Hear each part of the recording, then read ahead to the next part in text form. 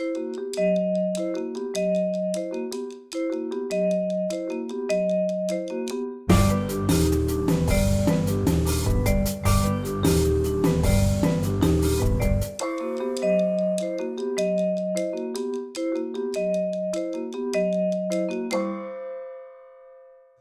to New York University, Casa Italiana, Zerilli-Marimò. It's a great pleasure to welcome you all here tonight for this evening with Amir Isaa. We are very excited about this evening, and I'm delightful that there are two of my favorite colleagues in New York present, Joe Shora and Teresa Fiore, who are respectively with the Calandra Institute of Italian American Studies and with the Montclair State University and the Inserra Institute. They're two gurus in when it comes to Italian popular culture and especially music culture in this country. So I'm delighted that they're here because their presence is already a sign that what we're doing is relevant and important. So thank you very much for being with us tonight. And without further ado, I would like to express my thanks to Amir for having accepted our invitation, for being here with us. His voice is a very important voice. And I'm not going to give him a welcome because what he says in the little excerpt of his book that we publish in our website, for him, New York is not new. He has been here already many times through films and TV. And so it's a welcome back to Amir, even if it's only the first time he's physically on this stage. So welcome back to New York, because it's a return for you of some sort. And without further ado, I'd like to ask my colleague Mary White, who graciously accepted to be the interlocutor of Amir on the stage for us tonight, to take the stage and take it from here. Thank you very much, Mary.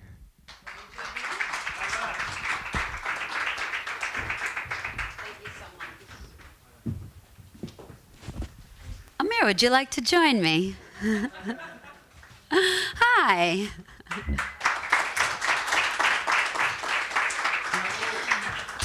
Please allow me to present Amir Isaa. Amir is coming to us directly from Mount Holyoke, Massachusetts. Amir is an Italian artist. I can go on and on, but to give you a brief summary of how we're here today, thank you for being such a gracious host for a wonderful event. Amir, that's true. Amir is not here for his first time. He's been to New York before. Amir is also affiliated with quite a few Italian cultural institutes worldwide, spanning from here in New York all the way to Asia and Japan. So Amir is a international presence, an international activist. Amir was born in the 70s in Rome, in an area that would be considered a suburb of Rome, Tor Pignatara, e una R. Tor. Two T. Okay, two T's, one R. Which is the suburb of Rome, not the city center. Shall we sit? Yeah, I think so. Thank you. Hi. We there? Microphone check? Yes, microphone Okay. check. I try to talk in English. I speak English, but maybe, I don't know. Amir's English is wonderful. There won't be any difficulty My friend Mary with comprehension. help me. Okay. One of the things that makes Amir so special is that he's Italian. He's Italian, okay? He is proud of being Italian. He's not an immigrant. He's not a refugee. He is not. He was born and he is raised as an Italian.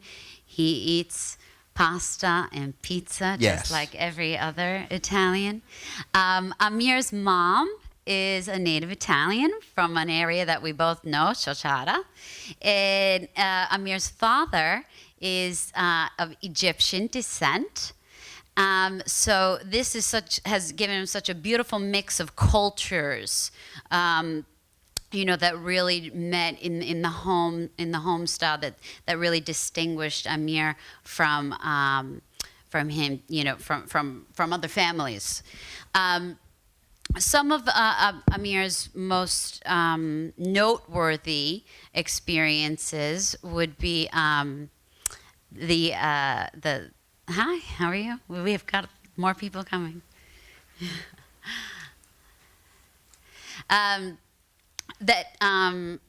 Amir is not just what we'll find out a rapper. He is an artist. He's a musician. He is a social activist. He's a maestro these days, a teacher in schools with the youth, with different generations. You know, Amir started his, hi, how are you? Thank you for coming.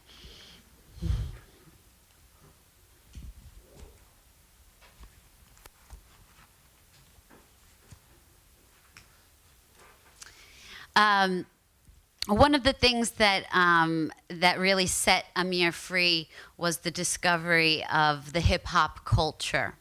The hip hop culture, as we know, was born and cultivated on this coast and spread quickly like wildfire and reached Italy, and really is what saved Amir's life from the street life that can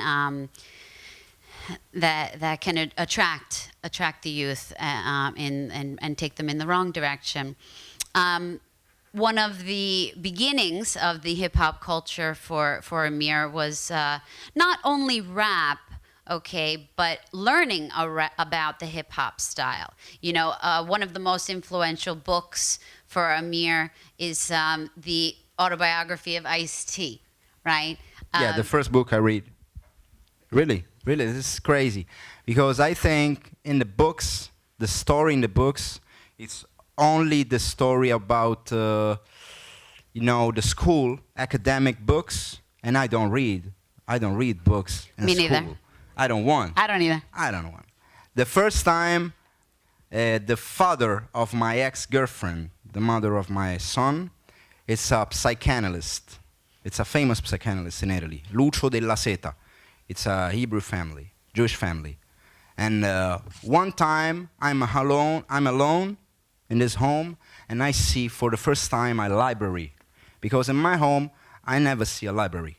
Never see my mother read a book, never see my father read a book. My mother take me a lot of love, but not culture. And the first time I see a library, I see that, but I don't like. But I read one name, L'opinione di Ice, the opinion of Ice. And I remember I listened one rapper, the name is Ice-T. And I bring this book, open this book, and I start to read the first page, the second page. My ex-girlfriend come to home and try to talk me, and I don't want to talk. Stop. I don't want to talk with you. I want to finish this book because the story in this book interests me. And this time I change my mentality, I change my mind, and now I love the culture. But the first step is this. Because when you was kid, you don't love read, maybe. Because your family read, maybe you read, but I don't see that in my family. And in this moment is a special moment for me. And this short story, now I tell this story in the school in Italy to the students, because for me it's this. You love one thing and you study this thing. It's not only mathematics or science, a lot of other things. Yeah, this. In case I didn't include all of the information at the beginning, I said that Amir was coming directly from Mount Holyoke. This is really a coast-to-coast university tour that Amir is embarking upon. Not his first time in the United States, of course, but really from New York all the way to California, he will be presenting, like we are here today, his book. The title of the book is Vivo per questo. And Vivo per questo Perhaps it can be interpreted in English in a few different ways, but this is what I live for. This is what I live for. And reading the book, that question is answered. That sentiment is finished. The other, well, I'd like to point out something that most people know about Amir, but maybe not as many in America, is American version of the Oscars, the Davide di Donatello. Amir's composition of the colonna sonora is soundtrack. Thank you. Sometimes. When you do research in Italian and then you have to translate it into English in your head, it's faster. Yes, the soundtrack for Scialla, which we're going to get to enjoy later. So Amir is the very first and only Italian rapper to have walked the red carpet at the Venice Film Festival. Yeah, that deserves a hand. Thanks. How did that feel? How did that feel for you to be such a pioneer? Crazy. I tell a short story. Me and my friends make the music, Caesar.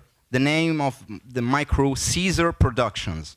And the director of the movie, Francesco Bruni, called us, guys, come with us in the festival of Venezia. I go in the festival and I see the red carpet, but I'm outside of the Venice. And I talk with my friends, wow, the red carpet, wow. And see the actors, the director. I listen a voice, the musician. It's crazy. I have a panic attack, really. Me and my friend walk on the red carpet and I think about my mother, really. I think my mother is dead before, and in this moment, this special moment, I think my mother. Because for me, it's special, like this moment. In my life, I start to write rhymes in a little room, my father in jail, and my mother work a lot. I dream the United States, I dream make my music on a movie, and now this is real. And this is crazy for me. But this is the... Come dice il frutto? Ho faticato. Cioè, a lot of struggle. A lot of struggle. There's been a lot of struggle. Yeah. I fight every day. Can I ask you, Amir uses... he uses a term quite frequently throughout the book and in other readings of riscattarsi. And for those of you that don't speak Italian, riscatto is something that is a liberating element. It's an embetterment of something. It could be a release. When we say unleash the beast, that's the riscattarsi. Yeah. So when you were beginning your pursuit in the hip hop culture, could you explain to us what this riscatto was for you? I think this. Every of us have a story. My story is this. I have a lot of ambitions because I see my mother. My good example is my mother. My father, I love my father, but my father is not a good example of life. But my mother is a real good example. Strong woman. When my father go in jail, my mother worked a lot, and this is my inspiration. And I start with this example. The hip-hop culture, I'm lucky, because the hip-hop culture is some meaning for tell my story. But I think I'm not a special guy. I'm a guy like a lot around, but I'm lucky, because the hip-hop culture transform the negativity I have in my life in positive. We're going to talk about and we're going to see what distinguishes you from so many others. Something that you had said to me was that, rap doesn't cost anything, and rap gives you wings, right? Yeah.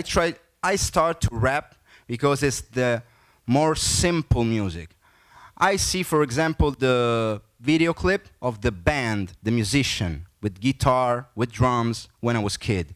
And I think, wow, I love music, but this is not possible for me. I don't have money. When I listened the first time rap music, I remember a song of Run DMC. Wow, for me, open a world, because I think this is not sing, this is talk. Talk on the beat. When you rap, you, for example, don't know the melody.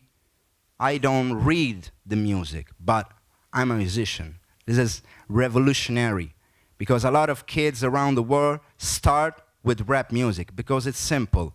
With one beat, simple beat, you write and you explain your life. This.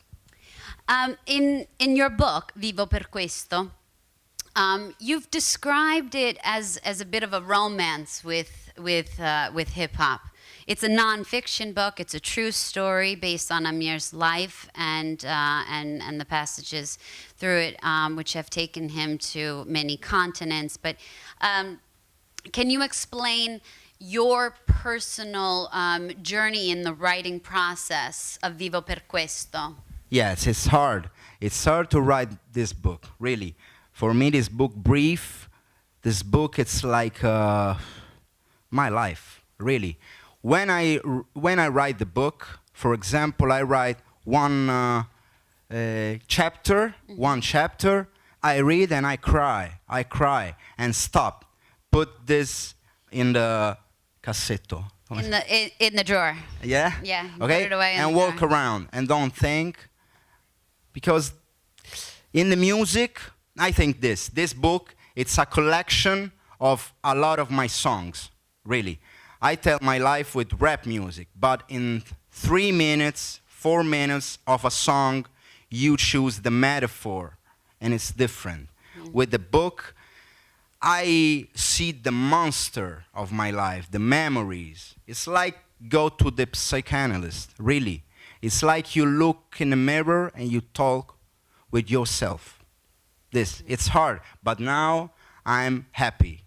Yeah. Yeah, I'd really like to ask you more about the what has been dubbed as the second generation of Italian artists, those who have parents who are immigrants, and also the Youth Soli movement.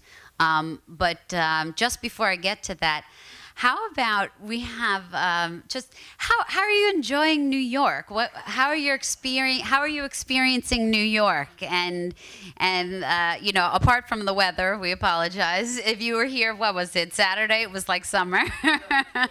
Okay, one day this week it was like summer. But what do you think? And how do you feel being in New York? It's crazy. For me, this is not real. I think I wake up in Torpignatara, maybe. Yeah. And this is a dream, really. Imagine a guy start to rap and start to write rap music in Italy 20 years ago. Now, in Italy, the rap music, it's normal. You open the radio and you listen. It's normal. When I start, it's totally different. And I start to listen not the West Coast hip-hop like Snoop Dogg. Nah, man. Start to listen Nas, Mobb Deep, famous rap group from New York. And New York, for me, it's the Mecca. Like the Mecca for the Muslim, okay? Go to New York. And now, I don't go to New York maybe like a tourist. Maybe like a rapper, like an artist. Like a New Yorker. It's crazy. Yeah, crazy. like a New Yorker. That's crazy. I love that. I love this city. I love the... These are your people. This is my people. These are your people. That's my people. Vi ringrazio per essere qui, ve lo dico in italiano perché un po' emozionato. Vi ringrazio. Comunque New York for me it's a special city because when I start to write rhymes, a lot of times I write when I go to New York in my life, but never go. Okay, try. And now it's real, really. No BS. Yeah. No and BS. I start before to make graffiti art. breakdancing. The rap music, I start to rap when I have 18 years. Why? Because I don't want to tell my life, really. When I'm a kid, I have my father in jail, I have a lot of issues in my family. I don't want to talk about this in school, for example. In Italy, the teacher, the first time you go to school, what work make your parents? Yeah. And I invent. Oh, my father is a... Yeah, what do your parents do? Yeah, it's not my father in jail, okay? I'm You know, scared. Can I say one of the expressions that touched me the most in the book Vivo per questo was the description that Amir puts to the frescoes of lies, and that really that really touched me. The frescoes of lies. Yes. Do you want to elaborate on what that meant as a Yeah, it's this chapter is about my father, because I don't know the story, the real story of my father. I know the story of my father tell me, because my father arrived in Italy in the early 70s, knows my mother. My mother is from Ciociaria, near Rome, in the middle of Lazio and Campania. And I don't know the real story of my father. Maybe in the future, I want to go to Alexandria, the city of my father in Egypt, and know my family. But now I don't know nothing. I have only but what one... were the frescoes of when we think of frescoes, Yeah. we're looking at the ceilings. A fresco is like a fresco of bugie. Because in this chapter I say, my father... Falsehoods. Every time I ask my father, the Egypt, when you was kid, my father say, the Egypt is beautiful. The sea, I walk around with my friends, stop. And for me, this is a fresco di bugie. Tell beautiful lies, beautiful lies.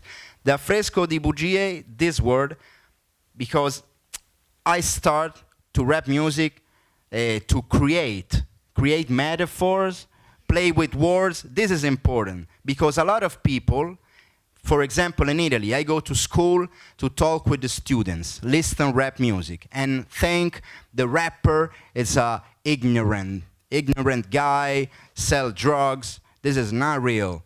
You make good rap music, you know the words, the language, you read a lot of books, because your vocabulary is short when you don't read. And I say, in the class, the best rappers, it's the guy study a lot. And the kids look me, oh, this is different. Because think the rapper with big cars, money, ignorant, it's not like this. For example, a good rapper in the United States is Kendrick Lamar, J. Cole. It's different vocabulary, okay? Have culture. Now I think this, the rap music, around the rap music in Italy, a lot of stereotypes. Right. It's like the second generation, it's like a lot of things. Do you know the question I get asked the most is, I often use rap and lyrics, Italian rap lyrics in the classroom, and one of the most frequent questions I get is, there's Italian rap? Yeah. There's hip-hop in Italy? I know, a lot of people in the United States it's a puzzling... think the rap music only in the United States. Right. But now it's universal. Right. So they learn For example, write on YouTube, Kazakhstan rap, really. Algerian rap, really. All over the world, universal.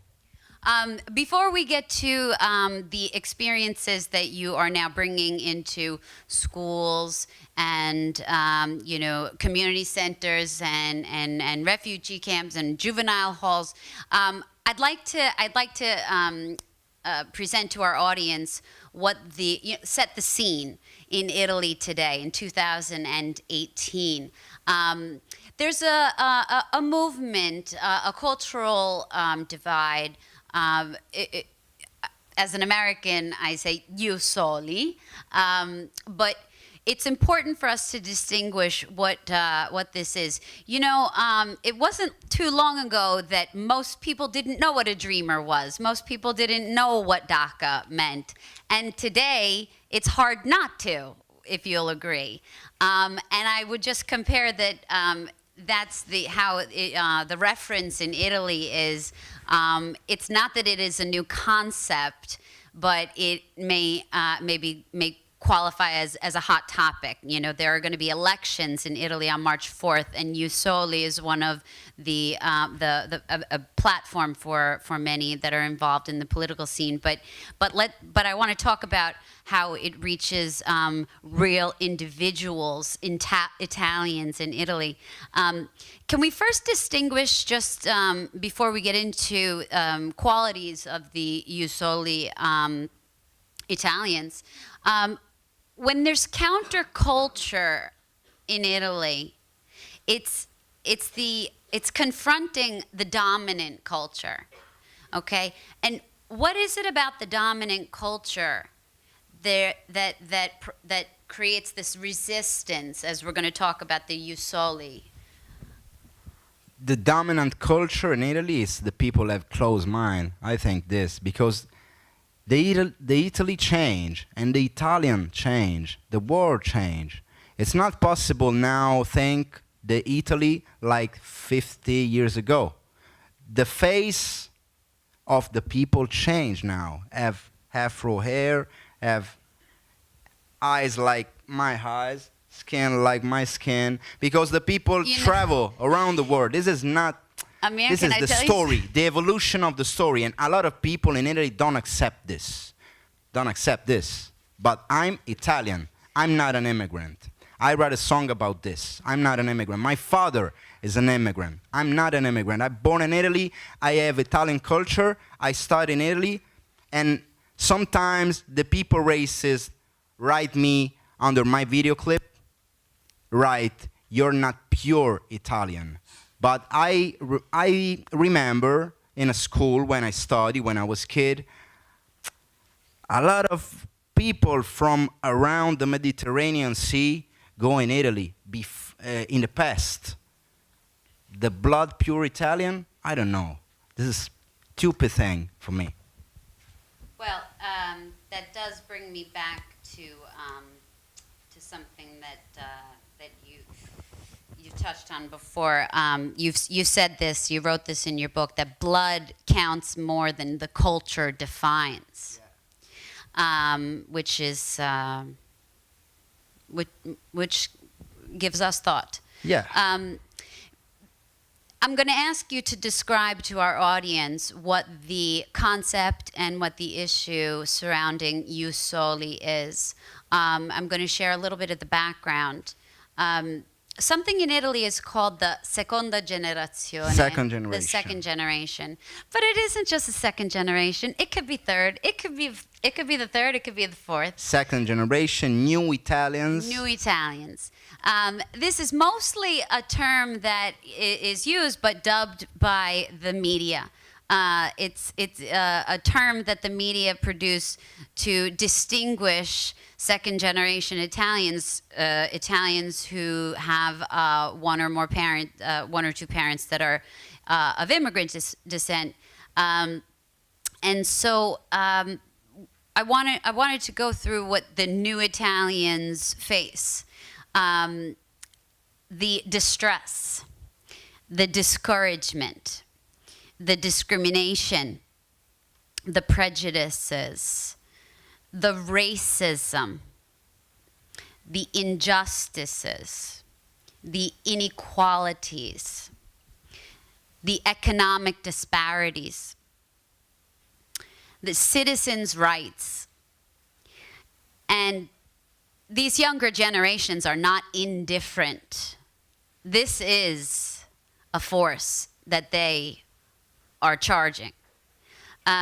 In order for Italy to have a balanced society that represents the current and contemporary culture, all citizens need the equal rights. So could you elaborate on what Ius Soli means and how that connects to the younger generations, not just in music, but also in everyday culture and society. How could we describe what Usoli is to somebody who's never heard of it before? I think the society, it's more advanced than the politics and the media. The media represent this situation in a wrong, Yeah, sure, incorrect, okay. wrong, Incorrect. or unfair. Yeah, because the second generation is now in Italy. It's not the future. It's not the future. It's people born in Italy.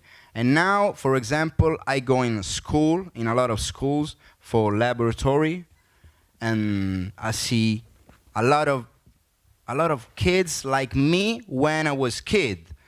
But when I go in school, me and other guys, two kids. Now it's the middle of the classroom. It's parents from Africa, from India, from Pakistan, from China, but born in Italy and learn Italian culture. And for me, this is Italian kids. The face is different than the Italians from 100 years ago, normally. But this is, now Italy is like, not New York, but sometimes in Torpignatara is, integrating. it's a suburbs, is like New York. Really. I think it's in a transitional stage of integration. Yeah. Which is something that is new. If you're an Italian American, perhaps our ancestors were not part of this type of a movement. But today, integration is part of an everyday Italian pursuit. Yeah. Today, Amir has projects that make him, in my opinion, more of a teacher, more of a professor, more of an educator, a maestro. He is an educational and motivational speaker, bringing hip-hop to schools and other institutes of learning, places where not all have perhaps had the equal chance or opportunities at life. Sometimes it may be a juvenile detention center. Maybe one day it could be a prison, which is not an unfamiliar place for you. And in instructing your pupils on how to write hip-hop lyrics, how to make their own music.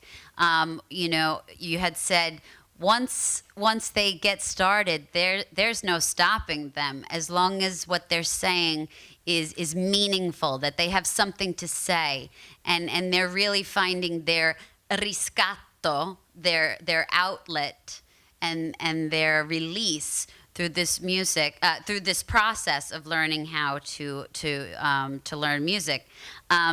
I think Amir's credibility, I think the depth of his lyrics and the truthfulness. Amir raps not only about what many, pardon me, Amir raps about the life that he lives, that he lived and lives, which is not often the case. Sometimes, Amir's rapping about what maybe Amir's living what maybe some other rappers are just rapping about. The content of the songs, it's deep. Talk about, prejudice, about racism, but not only with the books, but with music. I think in the school now create a new style of teaching. And therapy. Yeah, and therapy. And expressionist. I'm a pioneer in Italy of this. Yeah, I'm happy. I would like to correct that actually on one of the websites that's recently dedicated to you. You were called an expert, and I said, no, not just expert, pioneer. Thanks. Pioneer. Thanks. Okay. Groundbreaking. Grazie. Grazie. I was able to contact just a few of Amir's closest colleagues, and one of whom, his name is Tommy Cootie. He is currently, he is the first black hip-hop artist signed to a major record label in Italy. Yes. And Amir is among his most treasured role models, and especially because of the work that you began in 2006 with your first solo album of Uomo di Prestigio, A Man of Prestige. And what Tommy had to share was that, you know, for Tommy is of Nigerian descent, so he's black. And he said, I had no role models to look up to. Amir was the first person that I saw doing something that I dreamt I could be in his shoes. And he was just, Amir, you've been such an inspiration for so many Tommy Cooties along the way. How does that make you feel? It's il caso, non è stato in questo. You think it's just luck? Yeah. In the 2006, really, in the 2006, the major companies for music search new style of music, and I put out music on the web, on internet, and the marketing office of the Virgin Records listen my songs and think this is the second generation of rap music in Italy, and sign me. But the Italy in the 2006 done ready for this, and I have a lot of problems. For example, the media ask me, Amir, in your family you eat pasta or you eat kebab or you eat shawarma? Stupid. Really. Now it's different. But when I start, it's hard for me, really, because confused about the immigration and the son of this immigration. It's two different things. My father, born in Egypt, and ha lasciato. He left. He the departed. Culture of the Egypt and go in Italy. It's different for me and for other kids like me. Born in a country, love this country, and maybe you have 18 years and you don't have passport. It's hard, really. Me lo passi il libro, per favore? Thank you. This is the book we've been discussing, Vivo per questo. I think it's important, before I ask Amir his final questions, I sort of want to come full circle now that we've been through most of our conversation. But I'd like to repeat for the audience, especially those of you who were able to join us, thank you, but coming a little bit later. Directly from Amir's words, I don't have to integrate. I was born here. I'm not my father. I'm not an immigrant. I'm not a terrorist. I'm not a refugee. I eat pasta and pizza. I am an Italian. What would you like readers to take away from this book? I write these rhymes for the media, really. I write this song. This song is called I'm Not an Immigrant. It's provocative, because I love the immigrant people. But I write before a song called Straniero nella mia nazione. Foreign in my homeland. A foreigner in my own country. A foreigner in my country. And the media ask me stupid thing. And I write another song to respond. I'm not an immigrant, okay? Rap music is this. I talk with lyrics. Now I start to talk with the books, in the crowd. But when I was kid, rap music for me is the power, meaning to talk. And I write this song. Maybe in my showcase after, maybe I perform this song. I don't know. Maybe. You never know. Maybe the crowd won't listen this song, I'm Not an Immigrant, after the presentation. Yeah. Yeah? Great. Well, thank you so much for joining us, Amir.